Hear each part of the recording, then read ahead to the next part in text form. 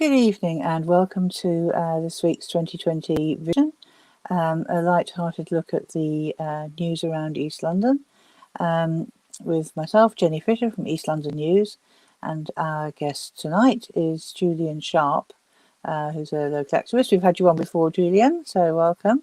How are you? Thank you very much. I'm fine, thank you. Thank you for having me. As Yeah, you're always, it's welcome. always a pleasure to come on here. How are you, Jen? Oh, don't ask. Grumpy as ever. But let's I'm glad to hear it. between us. Yeah, no change. Let's what we're going to try to do tonight is to look at how coronavirus is actually changing the way we live. In the past few months, we've been saying, oh, well, after lockdown ceases and we're back to normal, and is it going to be a new normal or was it an old normal or whatever? And now it looks like it's going to be a much longer, prolonged crisis than ever, perhaps with some prolonged consequences. So the first thing I want to ask you, Julian, though, is not directly on COVID. I want to give you a test, which I haven't warned you about at all, and ask you who Nick Thomas Simmons is. Oh, I used to know this, but now I've forgotten, I'm afraid, to quote somebody. Can you go somewhere near? I mean, I can see your next door neighbour. No. I don't think he's the next. Was he a shadow minister? Well done. Only you've clearly got your finger on the pulse here, because I didn't have a clue who this man was, but he is indeed. He's the current Shadow Home Secretary. And why I mention him is because, of course, we've had COVID's obviously not just happening in the UK, and other life goes on. And we've seen the dreadful news today about 4 deaths, including 2 children, in a boat of migrants coming to the UK again. And the Home Secretary herself has said she's truly sad, which I don't think is quite enough, really. But I was very disappointed about. I thought, let's look up Labour's response. Let's see what that is. And Nick Thomas Simmons has given Labour's response, which I think is a bit of a shame. Keir Starmer, I think, should really have stepped in to do it, except of course he was been involved in a minor road accident today. And Nick Thomas Simmons MP, Shadow Home Secretary, says, "This incident is an absolute tragedy. Our thoughts are with those who have lost loved ones and people who have been injured. It is a heartbreaking reminder of the human cost of this crisis." And I must say I was distinctly underwhelmed by that. Do you think he could have gone a bit further? Well, I suppose the short answer is yes. I mean, obviously, in a tragedy like this, the first thing I think you have to say is that, the thoughts are with the family and friends of the people who've died, and to have children die in such circumstances, obviously, is absolutely appalling. But I think you do have to look as well at the causes of this crisis. I mean, yesterday the current Home Secretary, so was Tory Home Secretary, was praised in the military for doing this, taking capture of a tanker, Isle White. But of course, today you compare that with the the refugees, the migrants who have died, and children who've died. It's absolutely appalling. So you have to look at the causes and the reasons behind this, and and a lot of that is to do with the crises that are elsewhere in the world, that's in the Middle East, in Africa, and Asia. That people don't have proper jobs there. They don't have proper livelihood. They can't live decent lives there. And it's not surprising, they want to try and, do better for themselves and move countries and, come to this country. Well, it's mixed, isn't it? I mean, there are some parts of Africa where the economy is actually doing very well. I mean, absolutely. Particularly where I think there's been Chinese investment in infrastructure, such as internet infrastructure. But I don't know. I don't know. I just don't have patience with this sort of approach any longer. I know you're a very patient person, and I'm not a patient person, but I really don't see why the opposition party isn't coming out and saying we've really got to stop ripping off other countries so that people are kept in poverty over there. and feel that they might have a better deal coming over here. I don't know. Let's Well, crush the causes. well. Of course, this all goes back to Sir Keir Starmer's strategy as Labour Party leader of, in a sense, not being out patriated by the Tories, so to speak. He's determined to put forward a patriotic attitude. He's determined not to be attacked in any way whatsoever on those issues, which well, to me is not a strategy for winning the next election, but also as well, because of that, then you end up in some grotesque positions being taken, in my view. And you rightly pointed out this is one of them. I mean, yes, obviously, the first thing you do is express sympathy for these losses and these tragic deaths.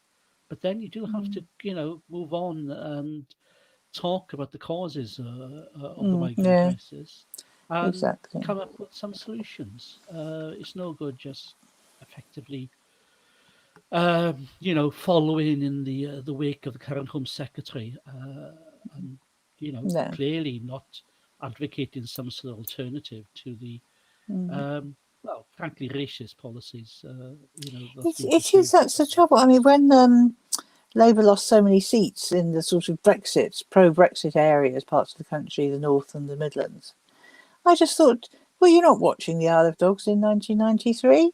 Yeah, we've done it before. We know what it's like. You've got soft on racism, then you drive people into that, and particularly voters, into the hands of right extremism. And I think it's about time we stopped doing it. So there we are. That's my No, verdict. absolutely. I couldn't agree more. I mean, you have to be Good. very hard, I think. I mean, if there's one lesson I've learned, I mean, obviously, from my accent, I'm not originally from around here. When I moved to Harmless a very long time ago now. You can see I picked up the accent. But one thing I have learned from my time in Harmless is the need to be very hard on any type of racism. And I think this is a perfect example of that. Yes, exactly. Yeah. But of course, the economic despair isn't only isn't only in the poorer countries. Somebody, I was in a totally different Zoom meeting a few days ago, and somebody saying, "Oh, we could have a world recession," and it started me thinking. And I thought, well, actually, all the rich countries are borrowing so much money, but they're also sort of losing their industry, their capacity to manufacture, because the poorer countries can't buy the manufactured goods or services anyway. So how are they going to pay back these enormous debts, which essentially are gambling on the future value of their economies, which may not happen? And so I spoke up in the Zoom discussion, whatever it was, and said, well, maybe we're going to see a complete change in the world order.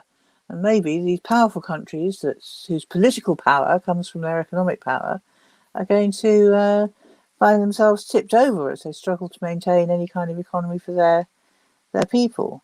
And everybody rounded on me and said, oh, rubbish, we all got out of the recession in the 1930s, and that was a terrible one, and it came just a decade after a pandemic. So if they managed to get out of it before, they'll do it again. I'm not so sure. What do you think about that? Do you think we're in for a completely new world order? Big questions. Well, I mean, we got out of the recession in the 1930s, so having a world war. Exactly. That was my point. Yeah, well, yeah. Well done, It's a good Julian. point. Yes. I agree with you. And obviously, a world war now would mean, nuclear annihilation. That's just not on the cards. It's just ridiculous. So, I mean, we are facing a big economic downturn, almost a depression. I think everybody's saying that. Yes, I think, I think it started before COVID. I think it started before the epidemic. There was a fall in production, GDP, whatever you want to call it. It was clearly happening. I think it happened in China or so, actually, before the epidemic struck. But in any case, it happened before. Obviously, the epidemic has made things an awful lot worse. I think that goes without saying. They're talking in some sectors about even if there was, a vaccine tomorrow and everybody's vaccinated, it would take perhaps 3 or 4 years to get back to the levels we were in 2019, just last year. So we are facing a big economic downturn and depression, effectively. Do we want to get back to where we were in 2019, or do we want to get somewhere different? It's a short thing. I mean, short answer. What I mean is in a sense the level of demand. Particularly for travel. International travel. Even if things are put right as far as the epidemic is concerned, it's going to take years to even to reach back to that. But as you rightly say, we're never going to go back to those days. Everything has changed. But how far? And actually, with it, I mean, this is the travel thing. I think is such a good example where a lot of travel companies are in private hands. So there's been, for 6 months or so, the government has propped up jobs which were there to do a service that there wasn't actually a market or a demand for in many cases. And now private companies are sacking workers wholesale. I think one or two minor airlines actually gone bust. Yes. Yeah. So that is just out. So why is the government carrying on with the furloughing, with the job support scheme? Why doesn't it say, look, we're going to have to get people out of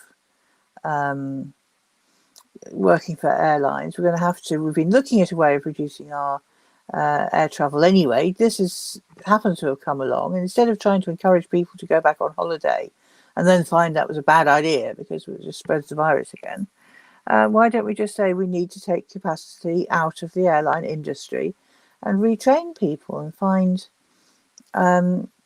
different jobs for people to do? I mean, if there must be a brain clever enough in Westminster to work this out. I mean, maybe it's yours. If people who drive forklifts around airports and who baggage handlers who drive baggage to and forth are going to be, there's going to be too many of them. So why can't we retrain some of them and put them into supermarket delivery where there's a demand for more people?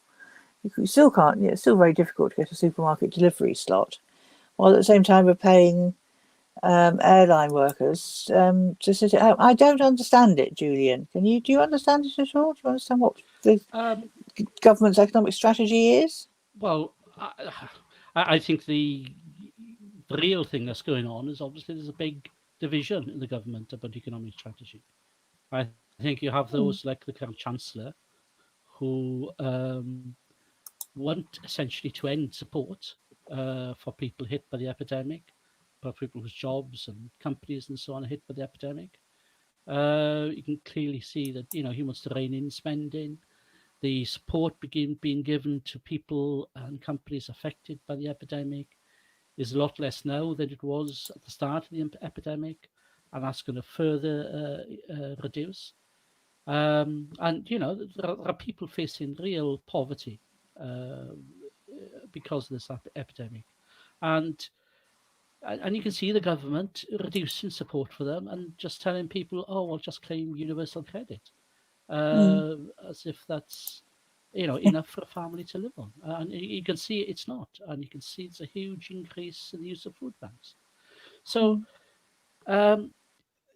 So as I say, there are people like the current Chancellor who believe in cutting back in this expenditure. But on the other hand, there are other people in the government who clearly think that something has got to be done, because unless something is done, unless some form of support is given to people, then people are not going to put up with it. And I wouldn't blame people. Well, so basically, I think there's a big division about these sorts of issues, and I think in some respects, I think the Chancellor will probably back up what you're saying. Actually, Jenny, it's probably say, well, these companies are, these jobs don't fit the new normal. We should just let them go. A very sort of Thatcherite. I didn't say let them go. I know. I said pick them up and consciously retrain them rather than pretending. Well, absolutely, yeah.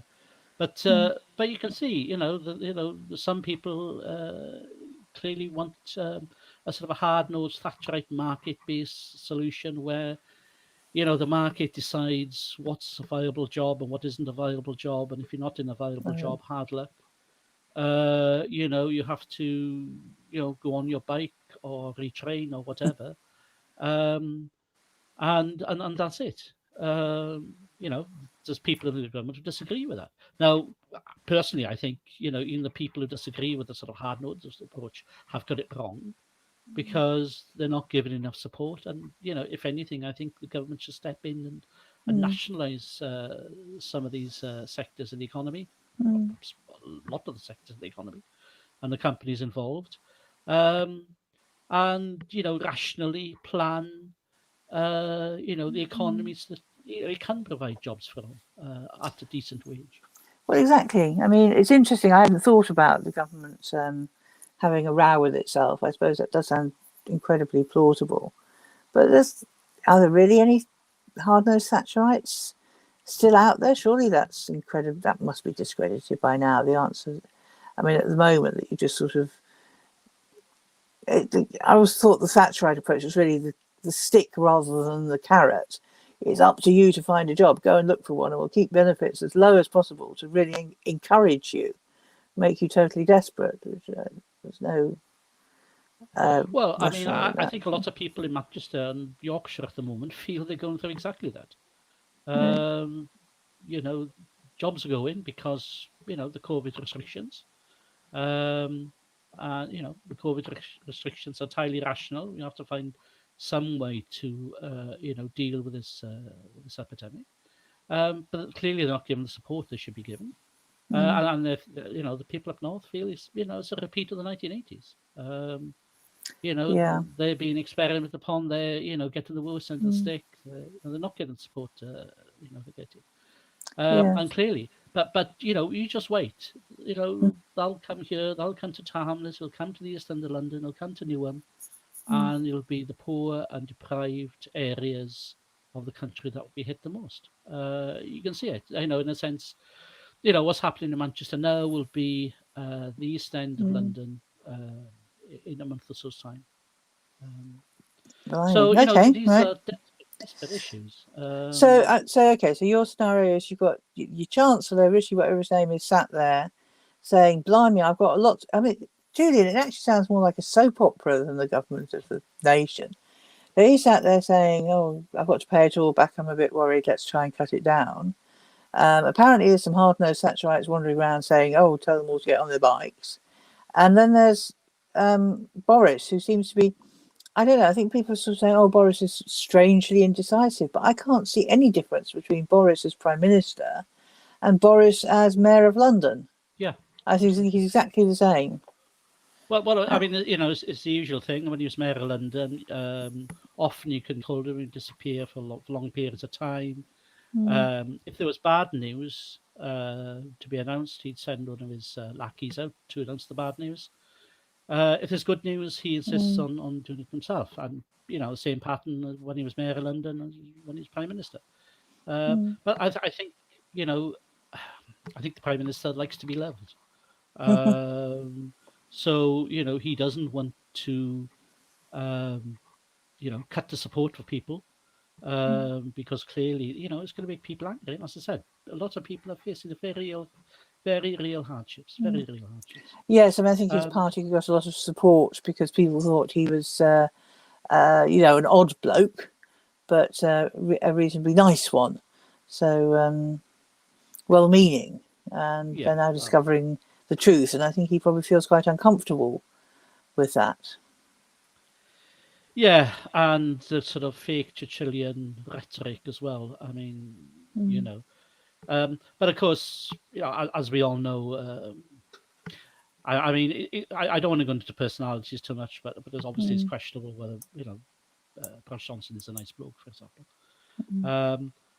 But yeah, but I think the indecisiveness of the government over, for example, the COVID restrictions, over how they place areas into different tiers, how they take areas out of different tiers. I mean, what's the exit strategy? Nobody knows. Nobody has a clue what's going on.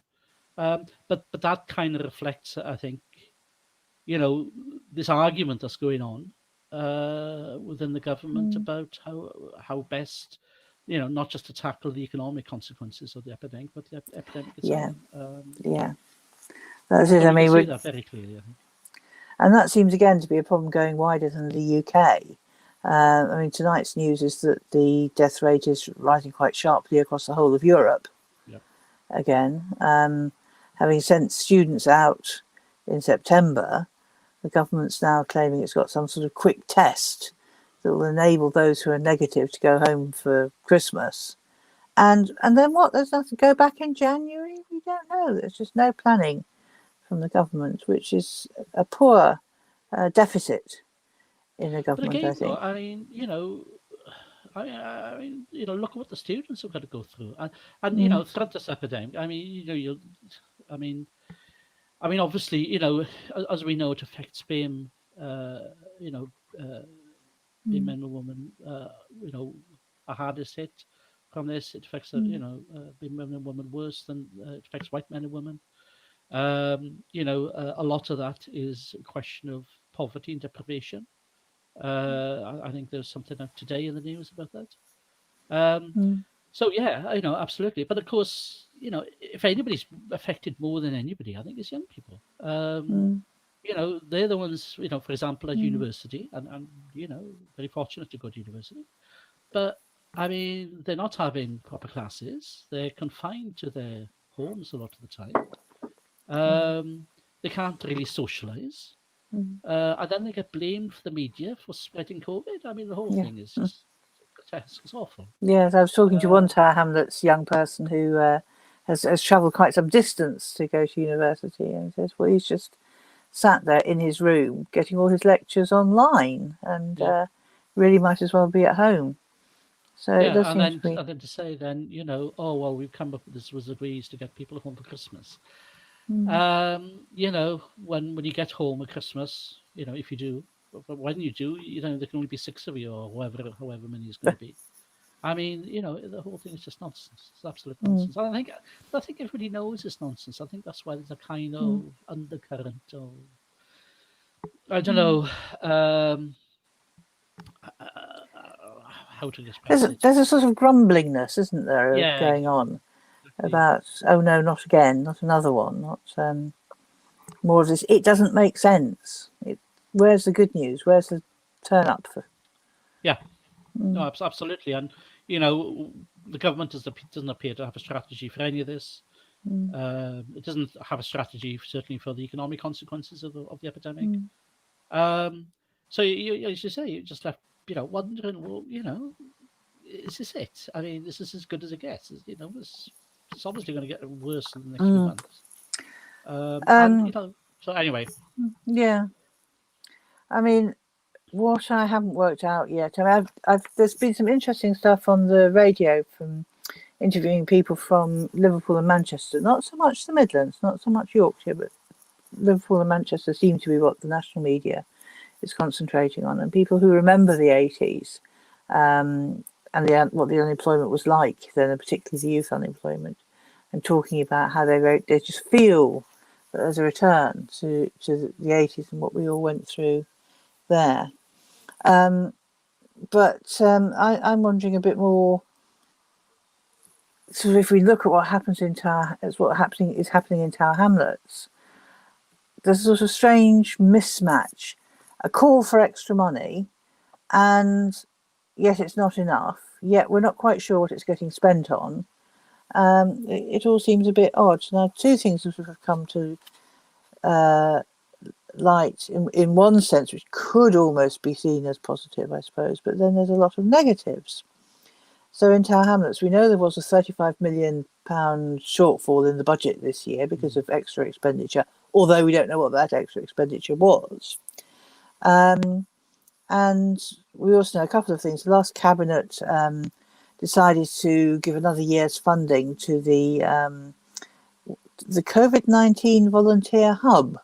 There's a volunteer hub, apparently, where over 2,000 volunteers are being trained to help in the community. I don't know what they're doing in the community. I don't know what your inbox is like, but mine is full of individuals who say they are organising food for children over half term to sort of meet the holiday hunger. So I don't know what the volunteers are doing. One or two of them actually I have spoken to and have been very helpful, but generally speaking, I don't know why.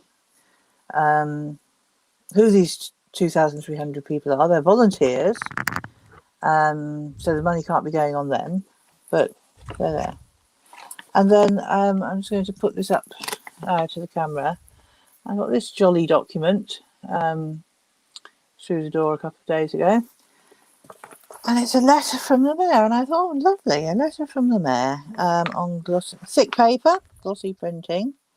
And then I realised it wasn't actually a 4-page letter from the mayor. It was a 2-page letter from the mayor, which is repeated in more than one language. So it's a multilingual letter from, and it basically tells us what the restrictions are in London, the high alert area. I don't know, it's not really set out in a cut it and pin it to your fridge and keep it sort of a way, but I suppose that's quite helpful, having the restrictions all set out. It tells you to download the app, and there's a message from the mayor, which sounds, again, somehow when I read the messages from the mayor, I just find myself thinking of the Queen's Christmas message. So it tells us to stay up to date. So that's an expenditure, but lots of public services, as we know, are being cut. Yeah. So is that happening across London? Is this the way it's going to be? Are we going to see local authorities turn from local deliverers of service into just conveyors of information and organisers of volunteers, in which case the job losses are going to be so massive, it's going to make things worse, not better, surely? So that was my... Yeah, I mean... thinking. Well, I mean, personally, I think it's a good thing if, messages are going out about coronavirus from the council. I think that's a good thing, and more information, the better, I think. I mean, one of the things I think they've said about the restrictions is that, if people aren't aware of what they should be doing and what they're not doing. So, it's good if that information is getting out there.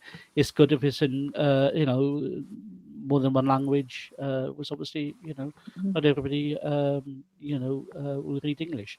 So I think that's a good thing. But I mean, on the wider picture, I think you're absolutely right. I mean, councils, yes, here in East London, across London, in the whole of the country, are facing a huge, huge crisis. I think we're facing a huge funding crisis in any case, because councils get most of the money from the government, and the government haven't been giving them enough money. So again, I think it's good if the council are asking the government for more money, and there should be a proper campaign, like there was in Popular in the 1920s. That's a proper campaign to try and get more money from the government.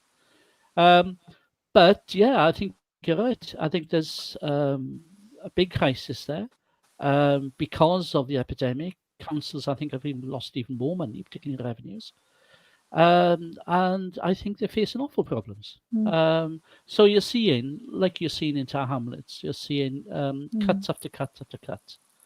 And, this is a terrible thing because of the nature of council services, I suppose. These cuts are affecting in the sense that the poorest in society, the people least able to, cope themselves, people who depend on the council services, you're seeing cuts to special educational needs teaching. You saw the Meals on Wheels service being done away with, I think it was last year. There's rumours, I'm not sure how true they are, perhaps you know better than I do, Jenny, I'm sure. But there's rumours that half the libraries are going to be closed. The Idea stores in Tower Hamlets, and this just isn't just Tower Hamlets, of course. I'm sure it applies to other councils in London. There's very real issues and problems here, and there needs to be a serious campaign against these cuts and for spending. And not just say a petition circulated half-heartedly amongst. Right-thinking people, so to speak. I think you have to involve the communities in these areas. Well, I don't know. The communities seem to be very much on the back foot, I suppose, partly because they are actually struggling with coronavirus, and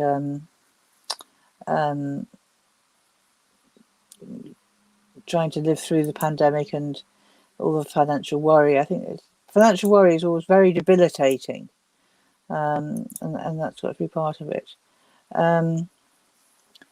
Yes, I mean, on the, I haven't got it all here, but I have been sent, you mentioned the Ideas stores. As well as the Ideas stores, of course, there's also a couple of local libraries.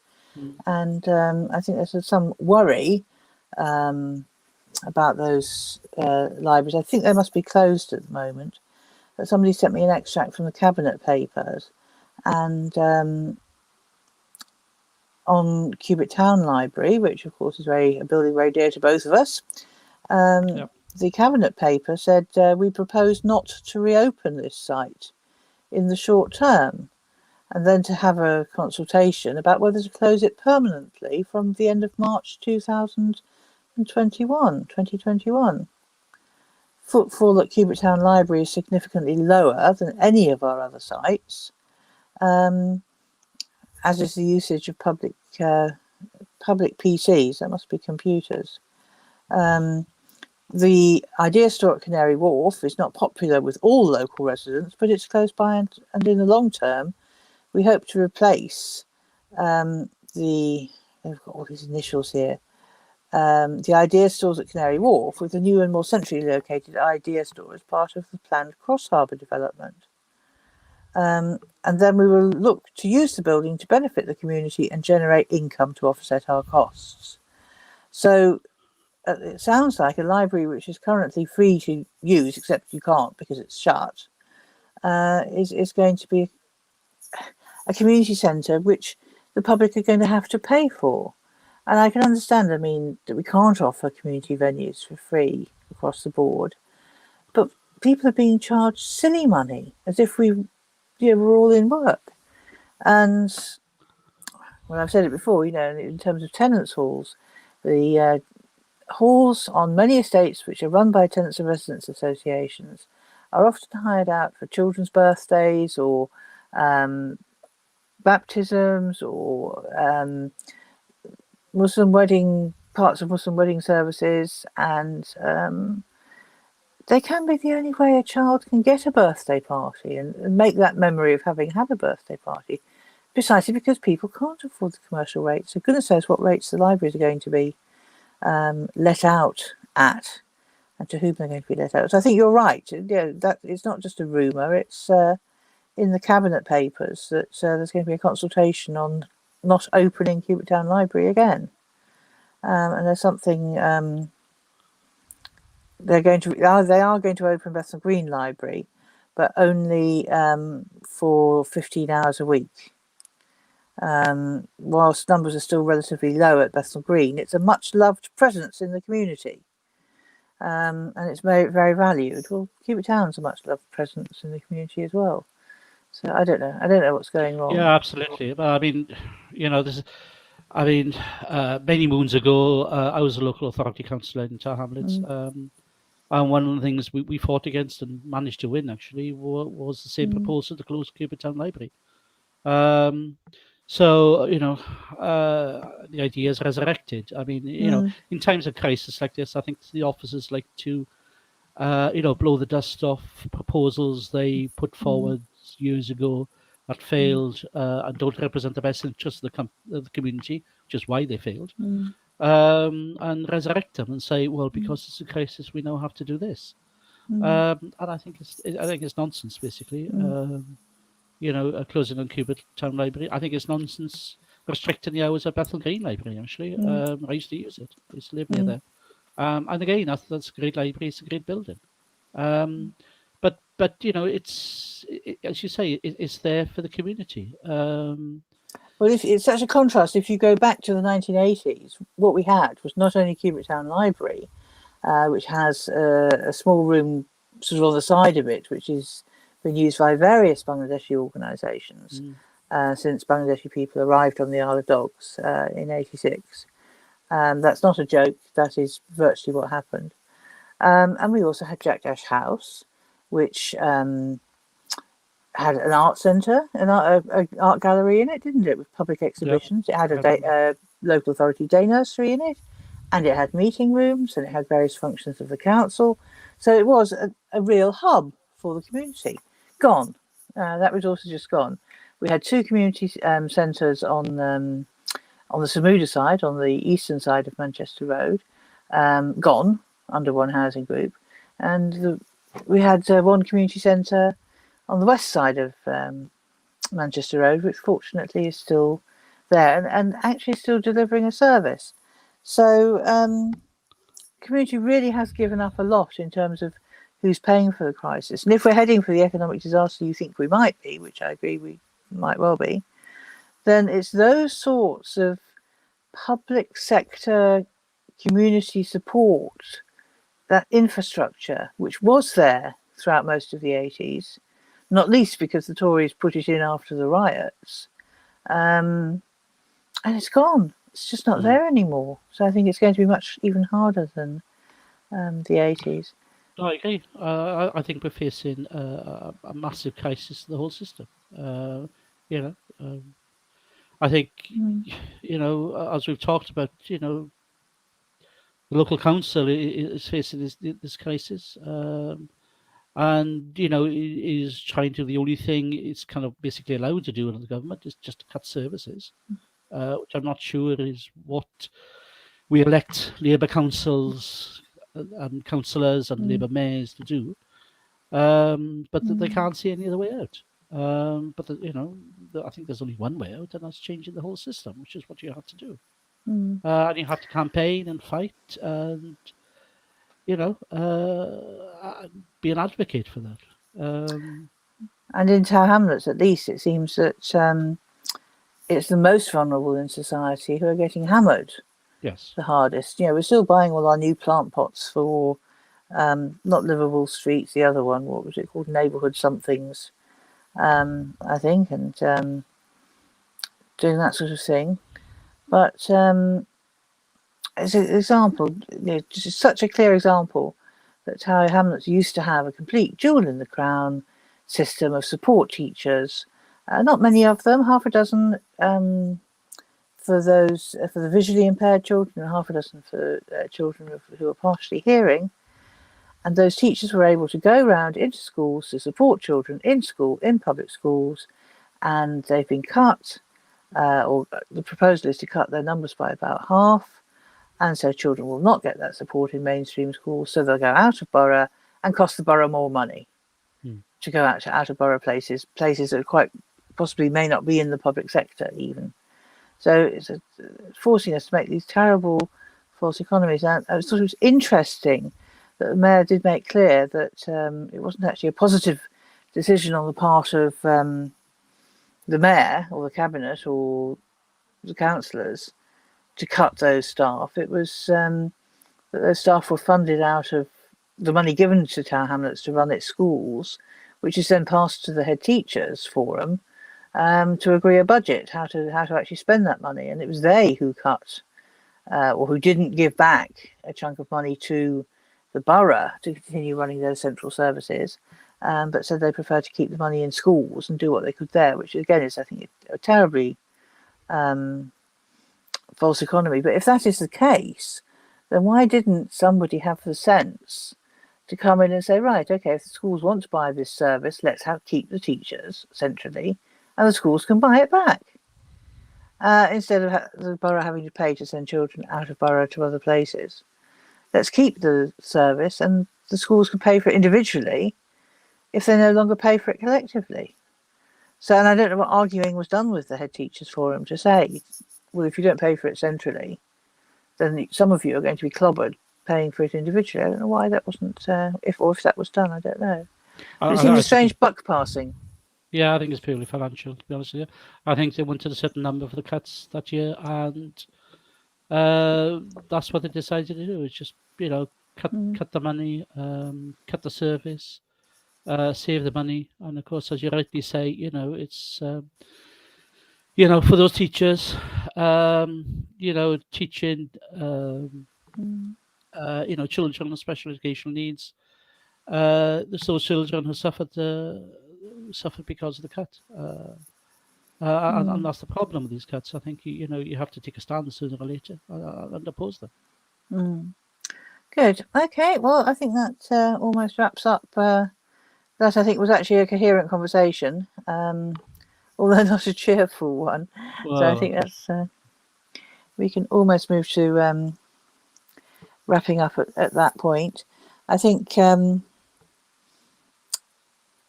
are going to, okay, so I think we've agreed that things are going to get a great deal worse. What we haven't covered, I suppose, is the answer, but I think that's probably because neither of us knows, do we? I mean, it's easy enough to say we have to join up and fight, but you can't really do that on Zoom. I'm not quite sure how to put pressure on people these days, or quite what to ask for. Well, I mean, you just look at the example of Black Lives Matter, for example. I mean, you can have demonstrations, you can exert pressure, in these kind of online socially distanced days. It can be done, and I think it's a magnificent example. Black Lives Matters demonstrations. I think they were brilliant. Clearly, it's had an effect.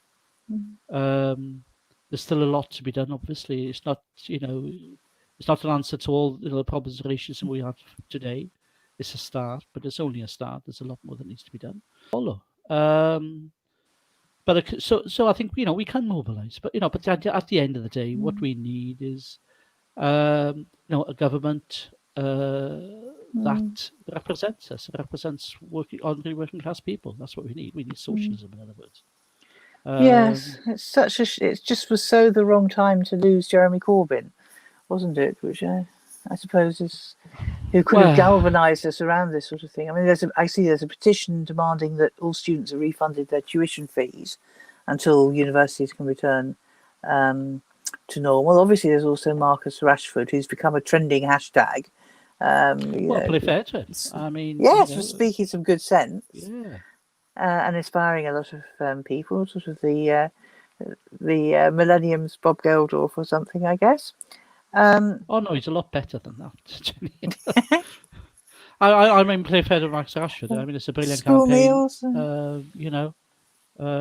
Support him all the way. You're going to do something. But children are going to go hungry.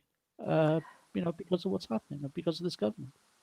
And Marcus Rashford kind of, stop that happening and doing something about it. And back him all the way and more power to his elbow. Yes, totally. I mean, children starving in the UK, children starving in Africa. I don't think it's that easy to make a comparison between them. But there's one niggle I have is when I hear he's inspired not only a lot of sort of grassroots ordinary people, but when I hear people on high salaries say, "Oh, Marcus Rashford, he's just so wonderful, so inspirational. Let me donate something from my trolley," that kind of thing. And you just think, where were you? Where were you this time last year when there was holiday hunger? I mean, the borough, not just our borough, but boroughs in London, I think it was the GLA led on it, were running holiday hunger schemes last year. And where was the outrage then? And so, yes, all power to Marcus Rashford's elbow. But sometimes I feel the people who are new converts must have been walking around with their eyes closed. And I think that's not great. No, but I mean, if they've, not exactly a Damascene conversion, but I mean, if they have changed their minds, they have changed their views, then I think that's a good thing, actually. But as you say, hopefully, after A, there's, B, C, and D, and E, and hopefully they'll take that journey and continue down the alphabet. That's what they need to do. Yes. So our conclusion, dear listener, is just keep fighting and keep raising all the issues and keep putting demands on your councillors. Keep pointing out to your councillors the consequences of what they are doing. I suppose at least we've now had confirmation, really, that why the council was so desperate to push new contracts on its staff, which the major part of which now seems to have been to decrease redundancy payments. And indeed, the cheaper redundancies are now starting just at a time when staff who may be made redundant are going to find it harder, not easier, to find jobs. So that, but still, the council is still in talks with the union, so hopefully they will find some form of agreement on that. And to be fair to the local, Tower Hamlets Unison branch, they always said that was the game plan all along, to reduce the cost of redundancies, so the council could make more redundancies cheaper. And I think they've been proved absolutely right about that. Which I think, proves a lie that the council leadership were putting out and saying, well, these contracts are neutral, or if anything, benefit staff. I think that's just nonsense. Indeed. I mean, that really is a difference to plumb, isn't it? Yeah. I mean, I think some of the councils have in East London have said good things, positive things about how they don't want to see any holiday hunger.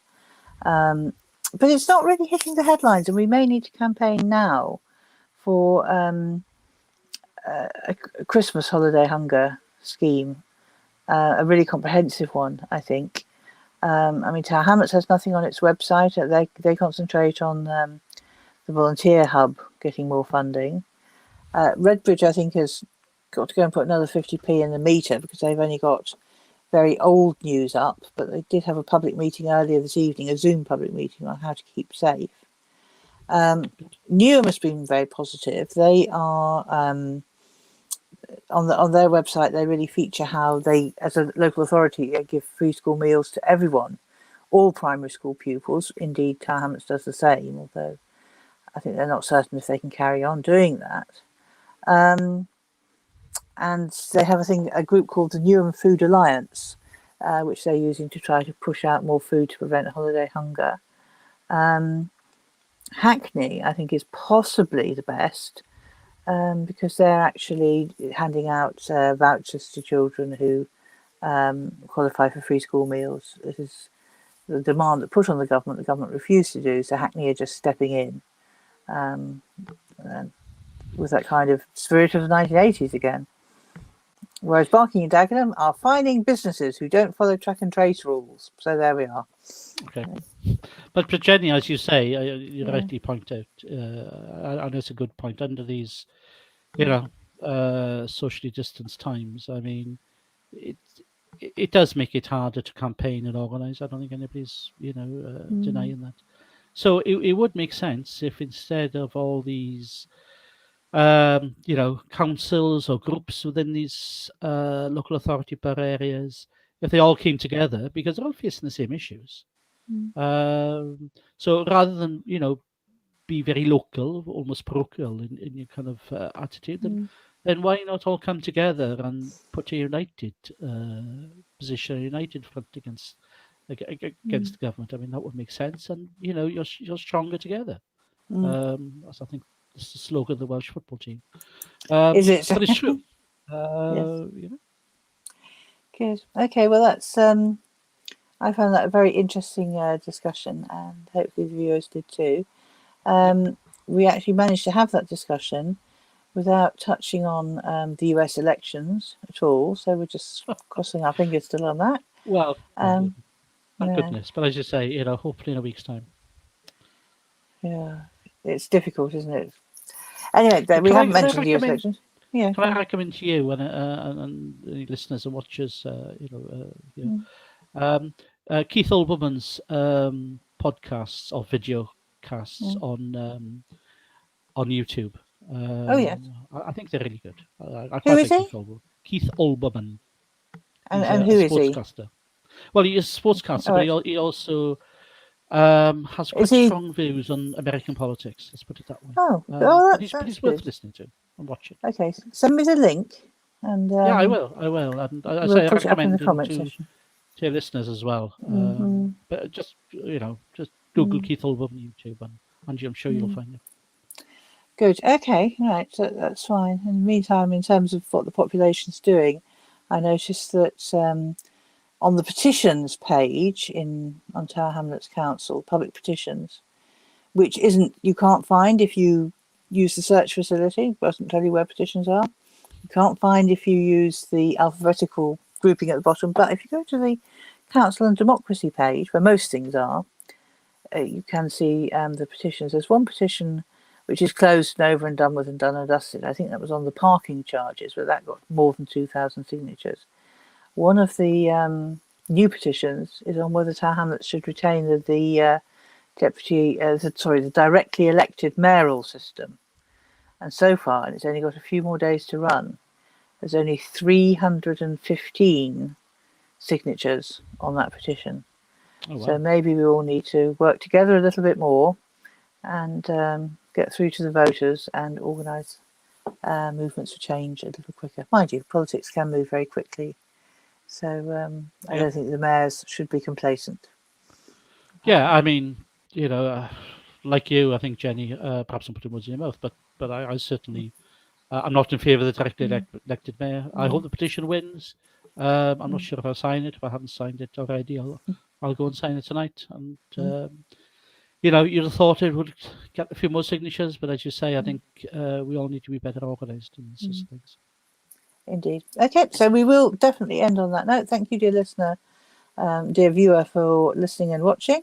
And we'll see you again next Tuesday at 10 o'clock for another bit of 2020 vision on East London. And I think next Tuesday is actually the 3rd of November, which I think actually is the US presidential election. So, It is. Yes, we'll probably be no clearer then on what's happening. So, but we'll try to find something else interesting to talk to. If you've got any ideas, pop them in the comments box, and where indeed Keith Oberman has in fact appeared on the comment box. So thank you for that, Nicola, and listeners, viewers, we'll see you again next week. So good evening now.